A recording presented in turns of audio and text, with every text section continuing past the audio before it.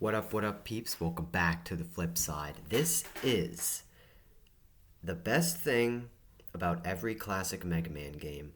Once again, I won't be talking about Mega Man and Bass because I've never played it and I do not have the means to play it either. But without further ado, let's get into the video. The best thing about Mega Man 1 is that it exists. It birthed a new, iconic franchise, okay? It helped change the sci-fi genre of video games. I should say the science fiction genre of video games. It also created new fan favorite characters like Mega Man, Proto Man, Bass, and among the Robot Masters as well. It also has created not just the Mega Man series, but it also created the Mega Man X, the Zero series, the ZX series, and a bunch of other spin-offs as well. So it has definitely changed gaming for the better. And not only for the 8-bit genre, but for the 16-bit genre and so on. The best thing about Mega Man 2 is that it saved the franchise. If this game never existed, the original Mega Man would have died in the darkness, okay? The developers and creators worked hard to make this game as iconic as it is. Even though in retrospect, it's kind of mid, it still has so much hype to it. It still has so many fan favorite characters like Metal Man, Woodman, Quickman, iconic tracks, iconic stages for as good as they were for this game, and things like that.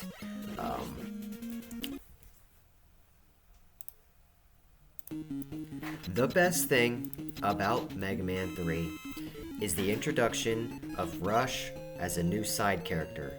He is Mega Man's helpful dog that helps him easily traverse stages. He introduced the Rush Jet, which helped you fly around different parts to get around the stages and help collect different items that are hidden across the game. The Rush Coil, which basically gives you a bigger jump. And the not so useful Rush Marine, which helped, you could say helped, if you want, traverse water levels. And it wasn't just Mega Man 3's Rush items that were introduced, but in the future installments, Capcom got even more creative, like the Rush Bike from Mega Man 8, and other stupid iterations that were still fun. But it is what it is. Let's move on to Mega Man 4.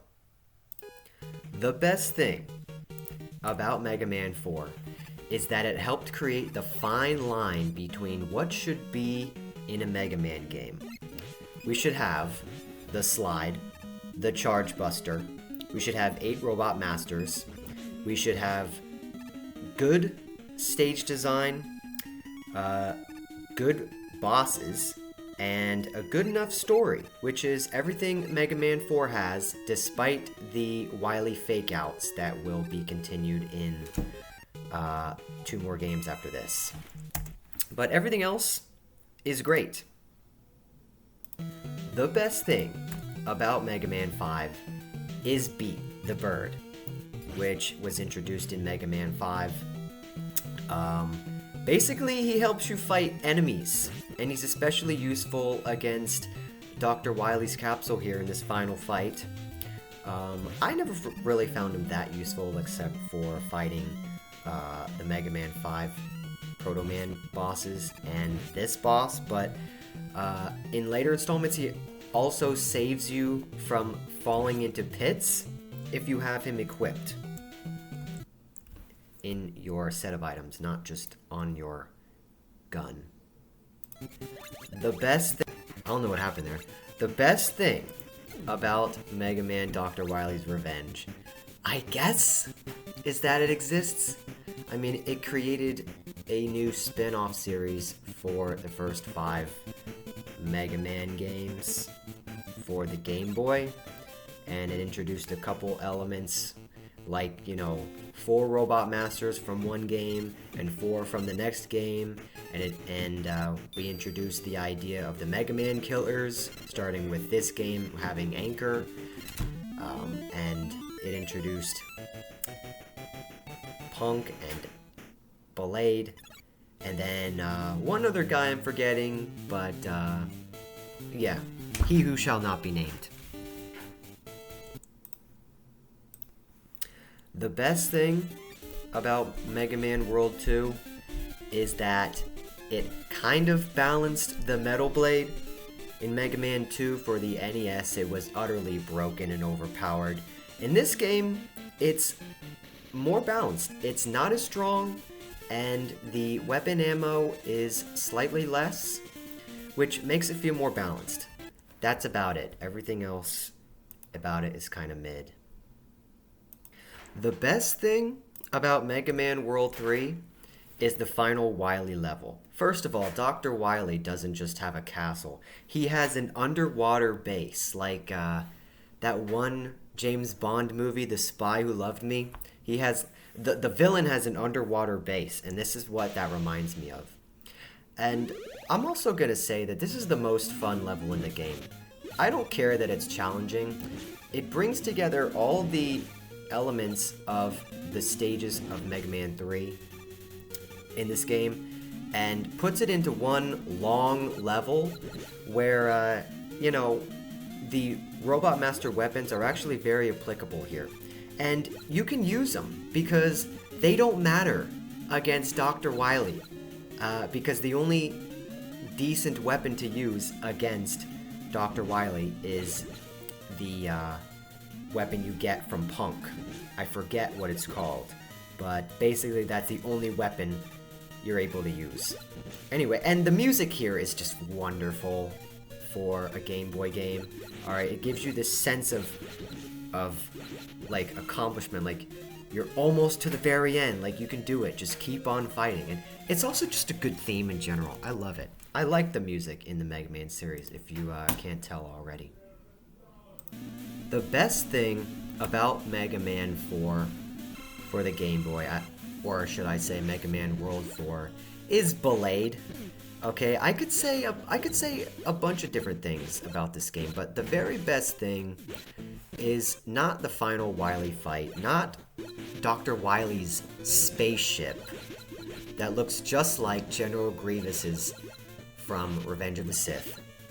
No, it is Blade, because first of all, let's run that introduction back. First of all, this is first form that you defeat, and then check that out. Is that not sick? His horns turn up and he puts on some shades. That is sick. We're gonna skip to the final cutscene. Dr. Wily is defeated, if it will load. Alright, we're gonna come back. Okay, we're here. He can't get out. Mega Man is trapped. And turns out Blade is still alive, but he's heavily damaged, and he decides, you know what? I think Mega Man was actually the good guy. He's obviously not gonna make it, so I have to sacrifice myself for the betterment of mankind. And he self-destructs and saves Mega Man and saves the world. The best thing about Mega Man World 5, despite everything else that I could talk about, is Sunstar. For the first time in Mega Man's history, Dr. Wily, or in classic Mega Man's history, Dr. Wily is not the final boss. And it is in fact Dr. Wily's secret weapon he plans to unleash upon Mega Man. But it turns out Sunstar don't work for you, bro. And Dr. Wily, you better skedaddle or else you're gonna die. He lives, of course. But then we get this amazing final boss fight against Sunstar. The music kicks ass for a Game Boy game, and it's probably the most intense fight that you'll ever have in the Game Boy games. First of all, he's destroying the floor. He's got all of these OP attacks. If you don't have at least one E-Tank, you are fucked. you are fucked. Because Sunstar technically is like a god tier robot in the Mega Man universe. So I just wanted to point that out. And let's get to the next game. Mega Man World 5, my beloved. The best thing about Mega Man 6 is the Robot Masters. These are the coolest Robot Masters that we've ever gotten in the series so far. I don't care about the Star Droids. I don't care about Mega Man 9. Okay? These are the best looking Robot Masters. And they're the most fun fights as well. They don't go down like chumps like the others, even with their weaknesses. They're a fun fight even for the pro that just likes to use the Mega Buster, which I do that all the time, and it's fun and it's challenging. All these Robot Masters have great themes. They have great stages. They're just great, and they're based off of other countries' designs as well. So it's not just Dr. Light or Monsteropolis. It's Robot Masters from all over the world, which opens up the idea that maybe Dr. Light is not the only one with competition. So, hey, just an idea to put in your head for the future. The best thing about Mega Man 7 is that it took the right step forward for the series, because Mega Man 6 came out after Mega Man X first came out. And so Capcom was like, we need to improve. We're done with the NES. And so Capcom made the best Mega Man game, one of the best Mega Man games besides the Mega Man X series, on the SNES. And it turned out pretty good. It has its faults, which makes it not one of the best, but it is up there. Probably top 10 Mega Man games. Okay? Graphics, gameplay, story, Robot Masters, new characters like Bass, who is like Mega Man's dark emo rival, kind of like Sonic has Shadow as his dark emo rival, which Nintendo and Sega and a bunch of other companies, they like doing that for some reason. Anyway, let's move on.